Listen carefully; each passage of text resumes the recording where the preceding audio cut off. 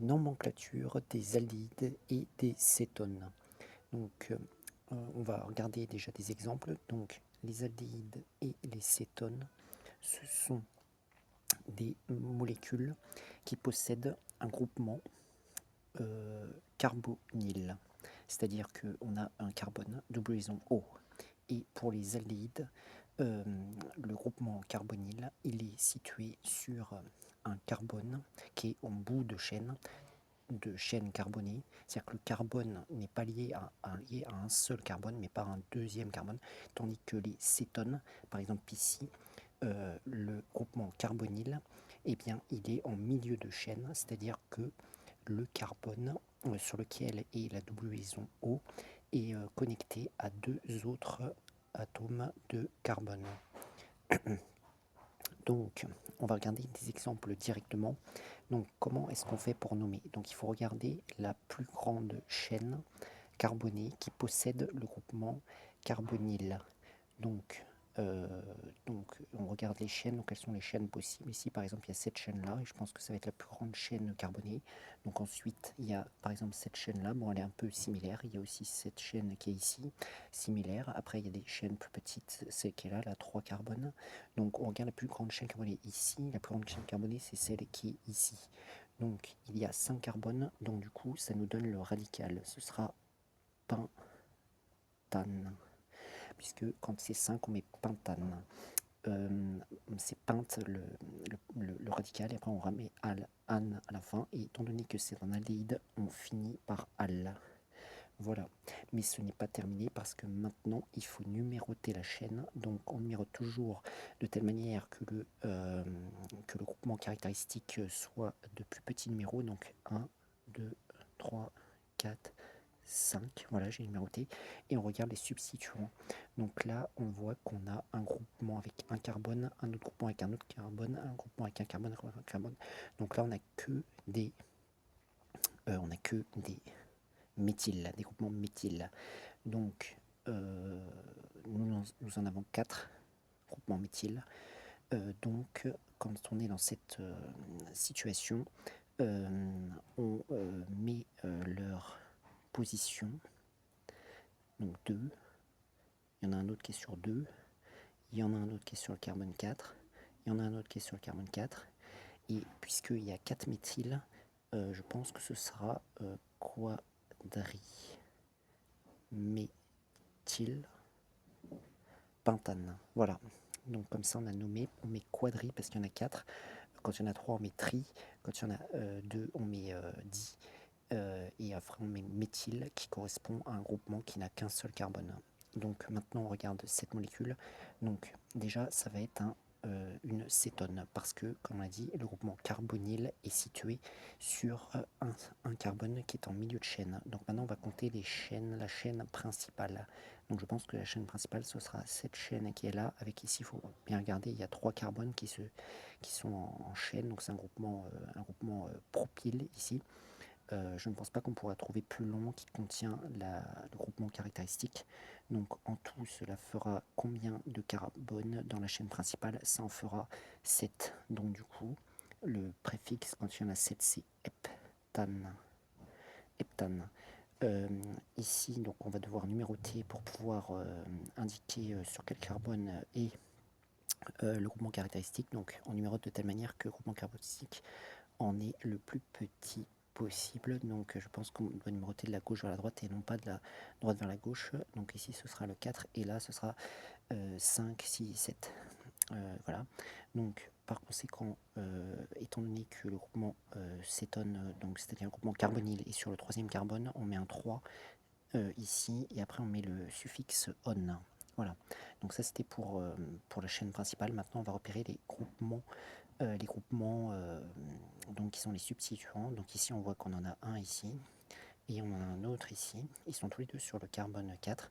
Il y en a un, étant donné qu'il est composé de deux carbones, ce sera un groupement éthyle. Bon, normalement ça se forme linéairement, mais là ils l'ont écrit plus simplement en formule brute. Et ici on a le propyle. Donc ça on doit les mettre dans l'ordre alphabétique. Donc éthyle sera avant le propyle parce que E est avant P et il est sur le quatrième. Donc on va commencer par mettre un 4 comme ça pour indiquer sa position, et après on met éthyle. Ensuite, un tiret, on met la position de l'autre groupement qui est en 4 également, et là ce sera propyle. Propyle. Voilà, 4 éthyle, 4 propyle, heptane 3 zones. Ensuite, autre molécule, donc déjà celle-là c'est un aldéhyde puisque le groupement carboné est en bout de chaîne. Donc comment est-ce qu'on va faire pour le nommer? On repère la chaîne principale qui contient le groupe caractéristique. Donc la chaîne principale, ça semblera être également celle-là. Donc combien y a-t-il de carbone? 2, 4, 6, donc du coup ce sera hexane. Et étant donné que c'est un aldéhyde, ça se termine par al. Donc là, on ne met pas la position parce que c'est toujours en position 1, donc c'est inutile. Ensuite, on va numéroter. Donc ici, c'est 1, 2, 3, 4, 5, 6. Parce qu'on veut que, normalement, ce sera toujours le numéro 1 qui sera sur le groupement carbonyle pour les aldéhydes. Et donc, du coup, ici, on voit qu'on a un groupement qui est un groupement éthyle qui est en 3e carbone. Donc, on va mettre 3 et éthyle. Voilà. 3-éthyl hexanal. Donc maintenant on continue, on regarde ce composé qui est là. Donc ça c'est une cétone parce que le groupement carbonyle est en milieu de chaîne. On repère la chaîne principale. Donc là la chaîne principale, il faut faire attention, c'est pas par exemple celle-là, c'est celle qui va être ici, puisque c'est la plus longue chaîne qui contient le groupement carbonyle. Et donc combien y a-t-il de carbone? Il y en a 2, 4, 6, 7. Donc déjà ce sera heptane. Donc là, on va regarder la position, donc on numérote pour regarder la position, et de telle manière qu'il est le plus petit numéro possible. Donc la position du groupement carbonyle, et il est en 2e position. Donc ce sera 2 on, comme ça. Voilà. Ensuite, on regarde s'il y a des substituants. Donc là, il y en a un, on voit ici, sur le 3e carbone. Et c'est un groupement méthyle. Donc du coup, ce sera 3-méthyle. Heptane 2 zones. Voilà le nom de cette molécule. Donc maintenant on regarde celui-là. Donc celui-là c'est toujours une cétone. On regarde la chaîne principale. Donc la chaîne principale peut très bien être celle-là qui contient 5 carbones. Ou alors ça peut très bien être celle-là qui contient également 5 carbones. Donc là on a donc un choix à faire. Et donc ce sera plutôt celle qui va avoir les substituants les plus petits. Donc on va plutôt choisir celle qui est là, qui contient 5 carbones. Donc du coup, le radical, ce sera pentane. Donc du coup, pentane. On va numéroter. Donc du coup, 1, 2, 3, 4, 5. Et donc, le groupement carbonyle est en 2e position. Donc pentane 2 on. Maintenant, on regarde les substituants. Donc ici, on a un substituant sur le 3e carbone, c'est-à-dire que c'est un éthyle, et ici on a un méthyle. Donc du coup, il faudra mettre dans l'ordre alphabétique, c'est-à-dire qu'on va commencer par éthyle. Donc il est en 3e position, donc 3 éthyle. Et ensuite 4 méthyle. Pentane 2 zones. Donc voilà, c'est le 3-éthyl, 4-méthyl, pentane 2 zones. Donc ensuite, on regarde cette molécule qui est ici. Donc là, on remarque qu'il y a, c'est un aldéhyde. Et donc la chaîne principale, on regarde 2, 4. Donc je pense que là, on voit, il ne faut pas se tromper, la plus grande chaîne, c'est celle qui est ici. Il y a 6 carbones. Donc du coup, le radical, ce sera hexane. Donc sachant que c'est un aldéhyde, donc ça se finira directement par al. Ensuite, on regarde, on numérote. Donc 1, 2, 3, 4, 5, 6. Et donc on a donc un groupement méthyle ici, un groupement méthyle ici, un groupement méthyle ici. Donc il y a 2 groupements méthyle qui sont sur le 3e carbone et un groupement méthyle sur le 4e carbone. Donc du coup, on doit mettre chacune des positions 3, 3 et 4 tirés. Et là, étant donné qu'il y a 3 méthyles, on doit mettre un tri devant. Et ensuite, on met méthyle et on attache avec hexane, donc ça fait le 3, 3, 4 triméthyle hexanal. Donc maintenant, c'est l'inverse, il faut donner la formule semi-développée des molécules suivantes. Donc par exemple, on a le 2,3 diméthyle pentanal. Donc sachant que le radical c'est pentane, il y aura 5 carbones dans la chaîne principale. Donc on en met 5, pour l'instant on ne met pas les hydrogènes. On met 5 carbones dans la chaîne principale.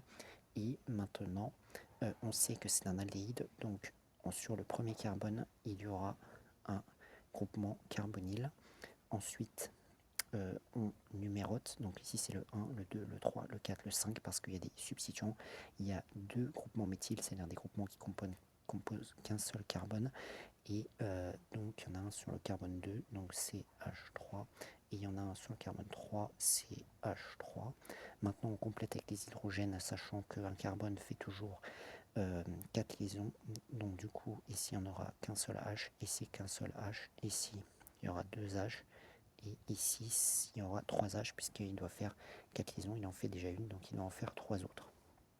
Donc ensuite on a le 2, 3, 4 triméthyle catéthyle hexanal, donc le radical c'est hexane, il y a 6 carbones, donc 1, 2, 3, 4, 5, 6, c'est encore un aldéhyde, donc double liaison O, groupement carbonyle. Et ensuite on va mettre les substituants, donc par exemple il y a un éthyle sur le quatrième carbone, donc le quatrième carbone c'est celui-là, et on va mettre un groupement éthyle, donc c'est-à-dire CH2, CH3. Ensuite il y a un méthyle sur le deuxième carbone, c'est-à-dire ici CH3. Ensuite un méthyle sur le troisième carbone, ici CH3, et encore un sur le quatrième carbone, là où est déjà l'éthyle, donc encore CH3. Maintenant on complète par des hydrogènes, donc ici il n'y en aura qu'un, ici il n'y en aura qu'un, parce qu'un carbone fait toujours 4 liaisons, ici il faudra en mettre aucun, parce qu'il fait déjà 4 liaisons, ici CH2 pour qu'il fasse 4 liaisons, et ici il est en bout de chaîne, donc CH3 pour qu'il fasse 4 liaisons. Donc voilà le 2,3 triméthyle 4 éthyle hexanal. Donc ensuite on a le 4,4 diméthyle hexane 3 zones. Donc là c'est le radical qui est 6 carbones. Donc on va faire 6 carbones. 1, 2, 3, 4, 5, 6 parce que c'est hexane.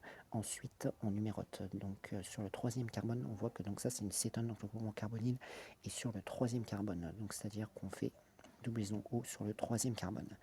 Donc ensuite sur visiblement le quatrième carbone il y a deux groupements méthyl, parce que c'est écrit 4,4 diméthyle, donc on va faire les groupements méthyl sur le quatrième carbone, et le quatrième carbone c'est celui-là, celui qui est là, et donc on fait les deux groupements méthyl dessus. Et maintenant c'est bon, on n'a plus qu'à compléter avec les hydrogènes pour que les carbones fassent 4 liaisons. Donc ici il n'y en a que 2, ici il n'y en aura aucun, ici il n'y en aura aucun, ici il y en aura 2, et ici il y en aura 3. Voilà, donc maintenant on a le 2, 4, 5 triméthyle heptane 3 zones. Donc le radical c'est heptane, donc il y aura 7 carbones. Donc 1, 2, 3, 4, 5, 6, 7.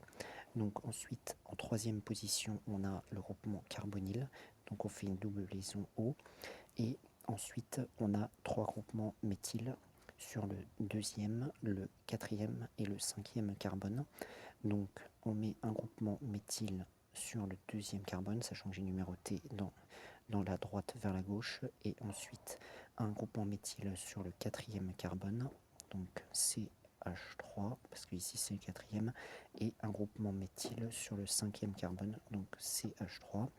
Ensuite, donc on a bien utilisé toutes les informations du nom, et on complète avec donc des hydrogènes pour que chaque carbone fasse 4 liaisons. Donc du coup CH, ici on rajoute un H, ici on doit rajouter 2 H, et ici on doit rajouter 3 H.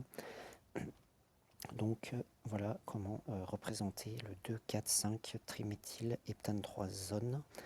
Et donc voilà comment appliquer la nomenclature des aldéhydes et des cétones.